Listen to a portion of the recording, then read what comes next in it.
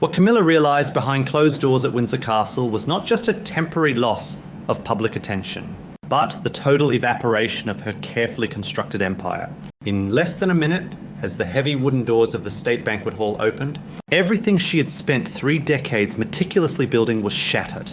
It was the evening of March 18, 2026, a high-stakes diplomatic reception for the Nigerian president, and Queen Camilla had draped herself in the late Queen Elizabeth's magnificent Belgian sapphire tiara.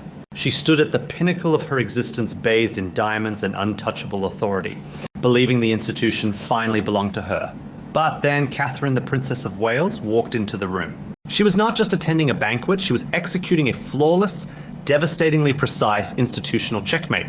Resting on Catherine's head was the Cambridge lover's knot tiara, the heavy pearl dripping masterpiece forever tethered to the legacy, the grief and the immortal global ghost of Princess Diana. This is the story of a staggering miscalculation. What viewers will understand by the end of this analysis is not the petty gossip of 2 women fighting over jewellery, but a chilling masterclass in high-stakes British royal family warfare.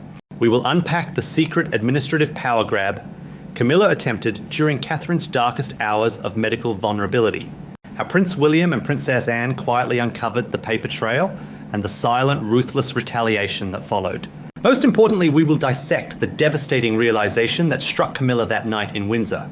The sudden, freezing epiphany that despite the title of Queen, she actually owns absolutely nothing. To truly comprehend the catastrophic weight of this visual humiliation, we must first rebuild the illusion of absolute power that Camilla had wrapped around herself. For 30 years, she played the ultimate long game.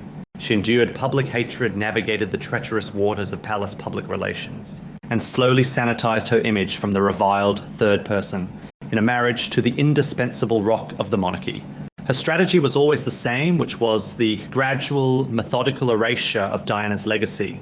She pushed to elevate her non-royal children into the aristocratic fold, quietly asserted dominance over royal residences, and carefully curated a media narrative that framed her as the uncomplaining savior of our fragile king.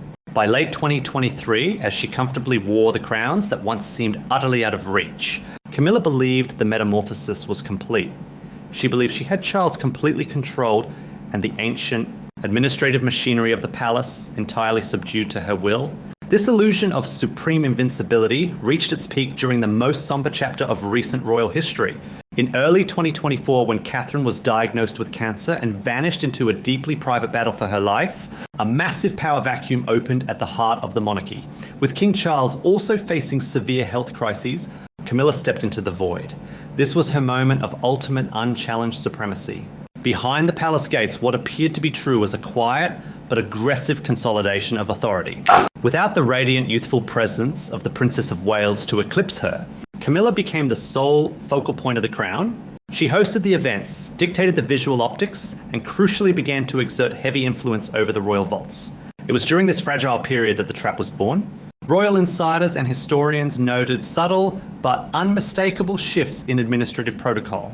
There were whispered attempts to permanently lock down access to top-tier historical jewels, establishing a new hierarchy where the king's wife held absolute, unquestioned veto power over the royal collection. The strategy was clear.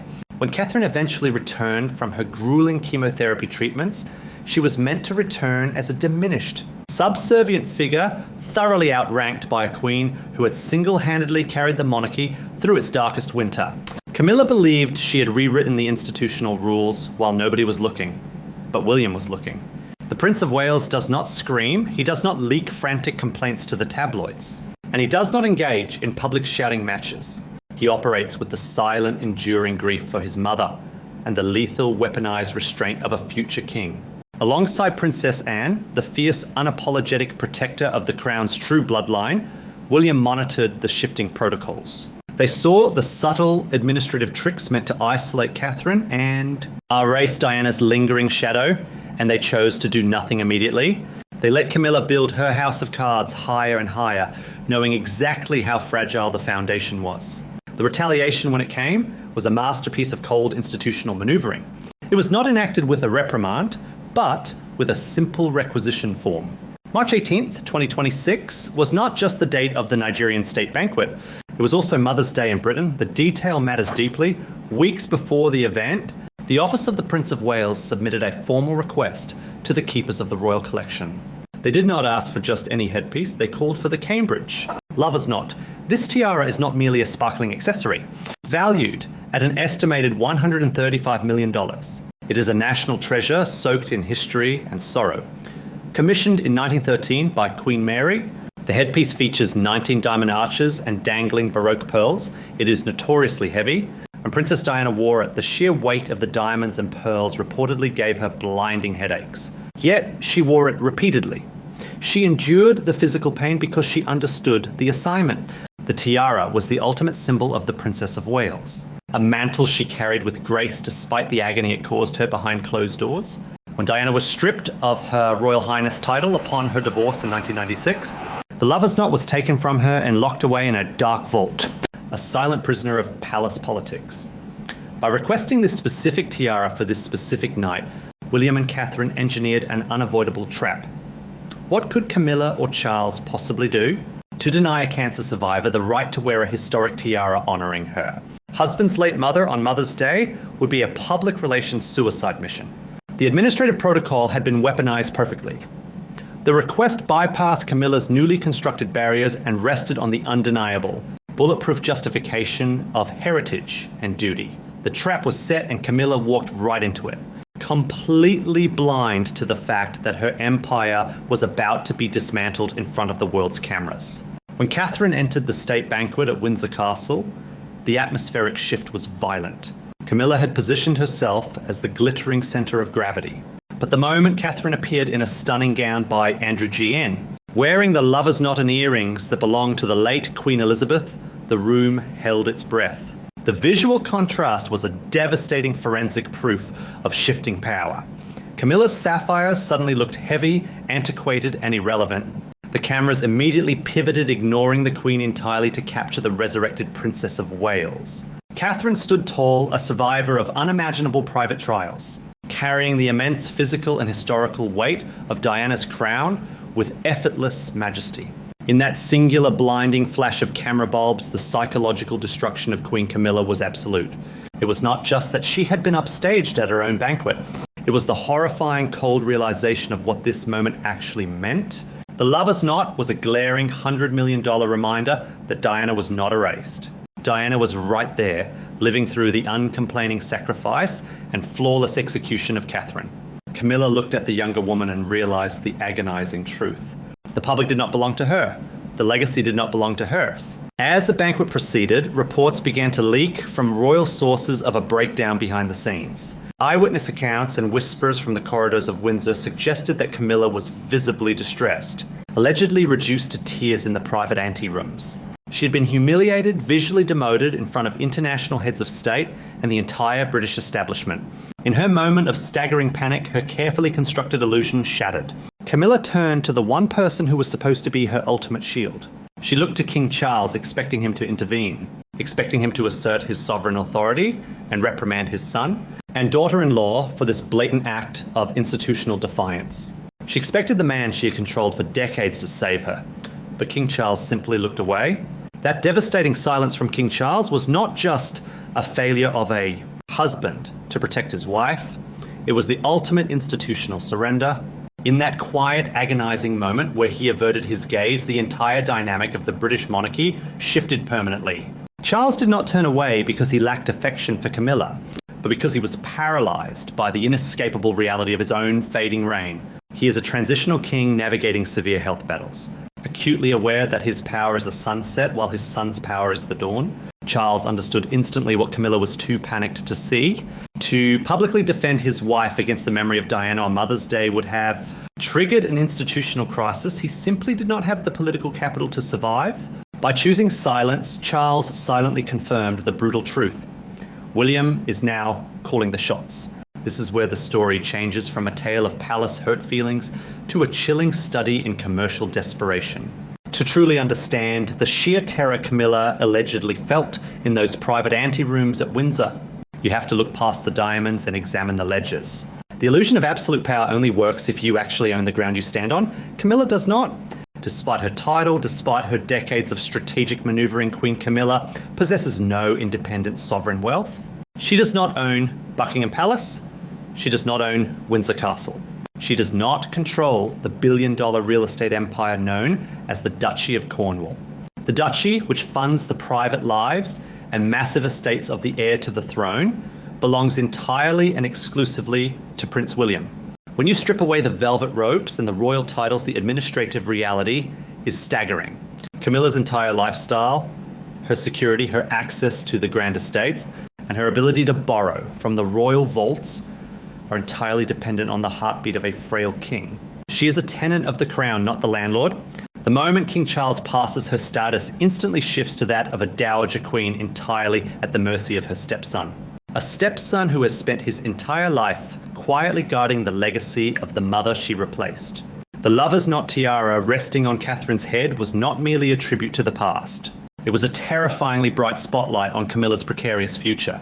It was William's silent way of reminding her that he holds the deeds, he holds the money, and he holds the ultimate veto power over how history will be written.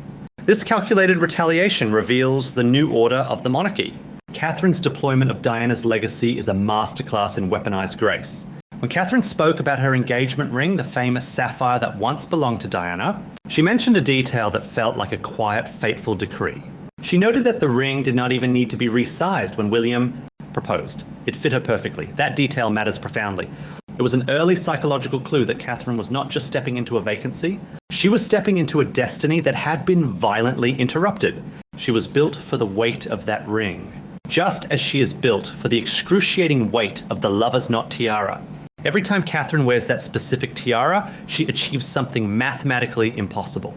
She brings Diana back into the room without saying a single word. She forces the establishment, the international press, and Camilla herself to confront the unvarnished truth. The public never stopped loving Diana, and they have transferred that fierce protective devotion entirely to Catherine. During Catherine's cancer battle, the public held their breath, proving that their emotional connection to her is not based on mere royal spectacle, but on a deep, empathetic reverence. Camilla's attempt to fill that void during Catherine's absence only highlighted her own lack of emotional resonance with the public. Camilla can wear the heaviest sapphires in the royal vault, she can orchestrate state banquets and issue royal directives, but she can never command the authentic, tearful devotion of the nation. She possesses the legal authority, but Catherine possesses the moral authority. This is why the Nigerian state banquet was a definitive historical turning point. What looked like a routine administrative update regarding jewelry loans was actually a total dismantling of Camilla's empire.